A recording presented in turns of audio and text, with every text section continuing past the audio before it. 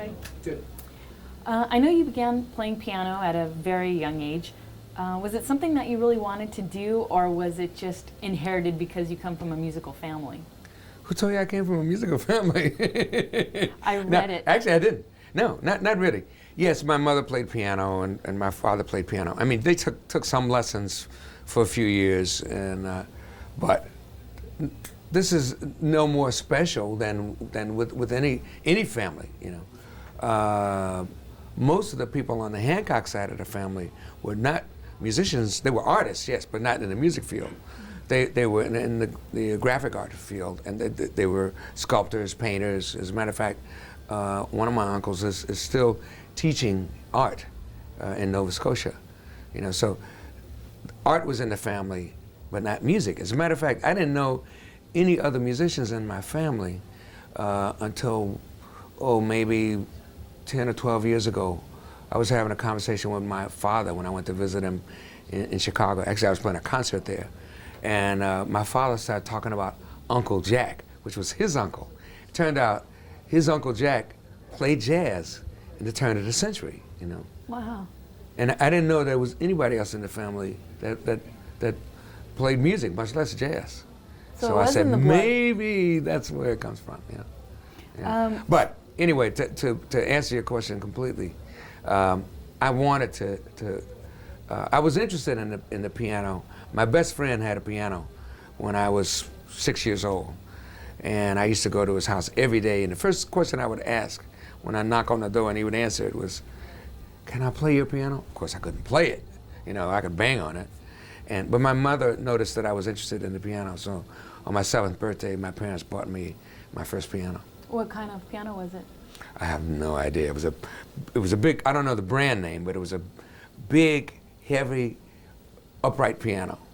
And they used to be heavy in those days. They had a lot of steel work in their construction. And I remember that my father, who was in because the stockyards are in Chicago, and my father was always somehow associated with groceries or the meat packing industry. He was what was called a meat peddler. That's not like a dope peddler. Back in those days, they didn't have any malls. They didn't have any supermarkets. So they were the mom and pop stores. And what he used to do was select meats from the stockyards for his clients, which were the mom and pop grocery stores. Anyway, so he and my uncles brought the piano in my father's truck to my house. And I remember it took about 5 of those guys to carry that thing off the truck and bring it up to our first floor apartment. Yeah. What became of it? I have no idea. Because when we moved from that apartment to the next one, they got me a new piano. They got my first baby grand piano. That was, maybe 6 years later. Wait, 7, 12, 7, about 5 or 6 years later. So who were some of your I had to figure it out, like, what age was I when I went to high school? Yeah. Anyway. So who were some of your early influences when you started playing piano? I wasn't thinking about influences when I first started playing piano because I was playing classical music. And the composers I liked Mozart a lot. I was pretty good at Mozart, you know. And then I changed teachers. And the first teacher taught me how to read and how to play the instrument, but nothing about feeling. The second teacher taught me about feeling, and that's when I got into Chopin and Ravel and some of the other composers that compose music in a more in a way that has a more inherent kind of emotion. In the way they constructed the pieces. At what age did you stop taking lessons? I stopped taking lessons. Well, I went to college, you know, and I got a Bachelor of Arts degree at Grinnell College, and then I took some postgraduate courses at Manhattan School of Music in New York. But I couldn't actually finish the semester because my career kept getting in the way. So I never took my final exams. But I did take the courses, which is what it was really about. I wasn't really trying to get a degree. And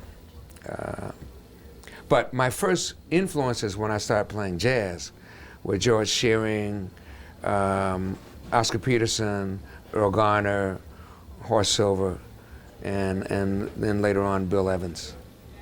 Those are the first ones. 5? Yeah. Okay. I really want to get into the way you've embraced technology. I mean, you came from a time when, there were no electronics or anything like that. And you've come to really embrace synthesizers. And the thing that I read about you that really impressed me a lot was the use of computers and Macintosh, and your studio is fully Macintosh. And you also recently did the surround sound. Yeah. How did you come to embrace that technology? Was it something that was difficult to do at first, or you just? Well, first of all, I should explain to you that I was pretty good in math when I was a kid, and I was always interested in science. Even before I was interested in music, I showed interest in science. And my first major in college was electrical engineering. See, but I never thought that I'd be able to combine those two interests, which were music and science, until synthesizers came along. They just seemed like they were two different camps. And so naturally, when synthesizers came along, I embraced them right away. And then when computers came along, I mean, of course I was interested in that too. And the possibilities that computers could lend toward musical development and toward the creation of music. So it wasn't really foreign to me, and I knew about the terminology. I wasn't afraid of it. It wasn't just a new idea, embracing science through music and computers. As a matter of fact, a lot of musicians were afraid to get into it because it was foreign territory to them. But for me, it was like, part of the world of my interests. Well, I know in the world of rock and roll, a lot of times audiences look down on drum machines and synthesizers and things like that. Did the jazz audience, did they like that? Did they embrace that? Some members of the jazz audience did embrace that, and some didn't. What I found was that I was criticized not by the audience, not by the jazz audience, and not by the new pop, rock, or R&B audience, but by the critics, the guys who actually don't have to pay for the records, who are great writers and are really supposed to be, knowledgeable about music. But what happens sometimes is that because they're human beings, many of them have very conservative views of music. And of course, they're entitled to that. But I only found fault with the writers that criticize my right to play whatever music I want to play. But Didn't seem to have hurt you at all. Well, after a while, I think they finally got the idea that there's no way to try to predict what I'm going to do. So now I don't have to fight those battles anymore. Because they don't stick that label on me anymore. Has the use of that technology, such as Macs, has that made the recording process easier for you? On one hand, it makes the recording process easier. On the other hand, because the newer technology offers so many options that were never available before, sometimes it takes longer to do things. It's hard to make a decision. Than shorter, yeah, because there are a lot of decisions to make.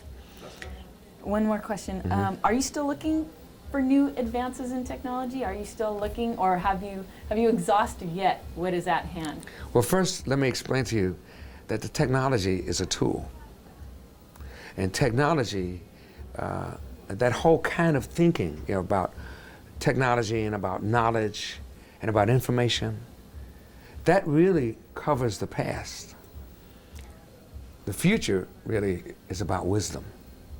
You know, wisdom is a whole other level of thinking. You know, that's a word that's almost dropped from our vocabulary, but it takes a lot of wisdom to be able to understand the foundation of that which is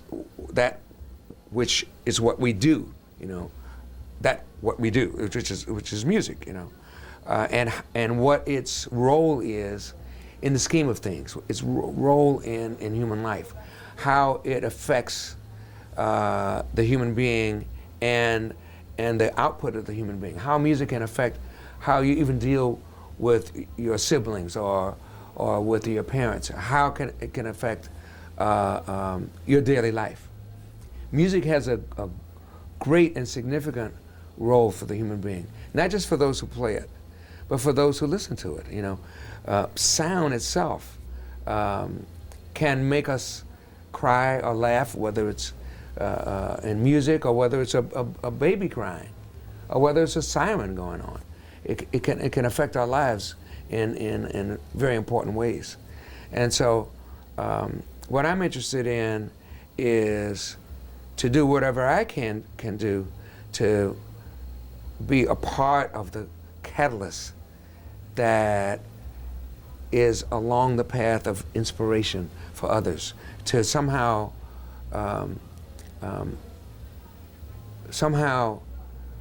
be a part of the inspiration that actually comes from within the human being. You know, each of us has the ability to be inspired, and music can be one element that can help to elevate the human spirit and thereby lead toward the path of wisdom emerging from the human being. I mean, that sounds very lofty, but it's true. You know, it's very true, and it's very important. Well, congratulations once again, and thank you for your time. Okay, thank you. Congratulations on your induction. Thank you very much.